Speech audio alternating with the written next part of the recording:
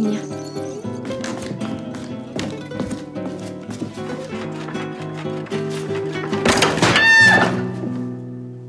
Monsieur Dupuis?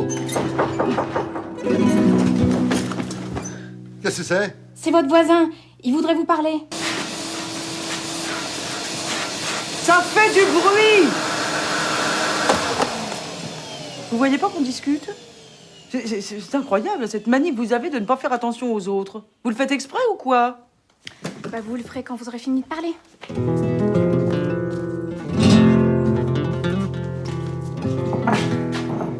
Écoutez, Sonia, je suis désolée. Enfin, vous savez ce que c'est, les départs en vacances, on s'énerve, on ne trouve rien, faut penser à tout.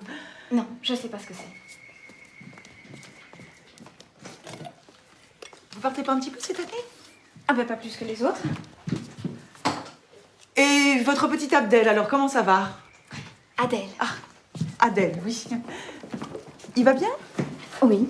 Vous devriez l'envoyer un petit peu en colonie de vacances. Bah, c'est pas donné les colonies de vacances. Oui, c'est vrai, oui. Mais qu'est-ce que vous voulez au juste? Me rappeler que j'ai des problèmes d'argent? Écoutez, Sonia, vraiment, je suis désolée.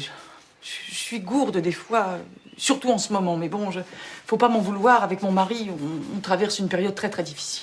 Oui, j'imagine. Non. Non, vous n'imaginez pas. Ça fait 3 ans qu'on essaie d'avoir un bébé et là, je vous avouerai que j'arrive un petit peu au bout de ma patience. Enfin, vous êtes comblé de ce côté-là. Vous en avez un. Non, ça... franchement, je préférerais m'occuper d'un bébé plutôt que de partir en vacances. Je vous laisse. J'ai un petit peu de travail. Mais pour Bertrand, vous êtes... C'est sûr. À l'époque, je vivais chez eux dans la chambre au grenier. J'étais là à temps plein. On se voyait tous les jours. Ça crée des liens. Quand je suis tombée enceinte, l'ambiance est devenue insupportable. Je me suis fâchée avec Madame Dupuis et elle m'a renvoyée. Mais Monsieur Dupuis a insisté pour que je vienne 2 fois par semaine. C'est pas toujours facile, mais au moins je sais où est le père de mon enfant. Et Bertrand, il sait qu'il est le père du pied? Bah oui. Ça fait 2 ans qu'il doit en parler à sa femme. Et il affirme avoir pris des précautions. Mais il ment! Kilo.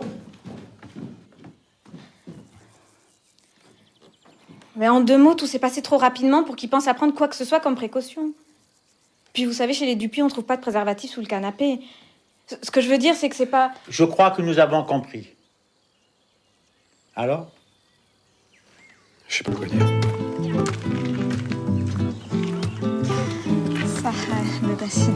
Ah, Ifrat ya Binti. Je vais te raconter une histoire. Il y a très longtemps maintenant, je devais avoir une dizaine d'années. Mes parents sont venus dans notre chambre où il y avait tous mes frères. Tu sais, ton grand-oncle Hadj, il nous lisait une histoire. Ils se sont assis autour de nous. Mon frère a fermé le livre et on attendait ce qu'ils allaient nous dire. Ils nous ont souri. Ils nous ont dit qu'ils étaient fiers de nous. Tu sais, Sonia, nous sommes pas riches, nous n'avons pas de fortune, pas d'éducation. Mais nous sommes une vraie famille. Et ça, c'est le plus important. Fahmti? Eh, petit. Ah.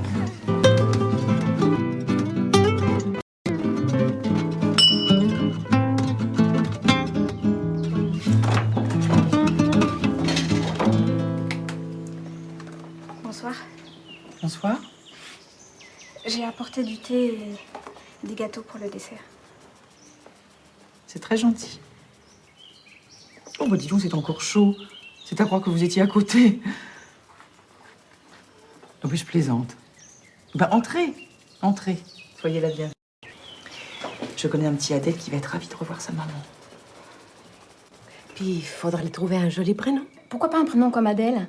Ça marche pour les filles et pour les garçons. Puis c'est court, léger. Ah oui, il faudrait un prénom comme ça, ouais. Court et léger. Très bonne idée, ça. Et en plus, c'est doux. Et souvent, comme on dit qu'on a le caractère de son prénom, bah, ça fera un enfant calme. Ça marche, ça? Ah ouais, non, oui, ça marche. Ah ouais, moi je connais une petite fille, hein, écoute, ses parents l'ont appelée Cherokee.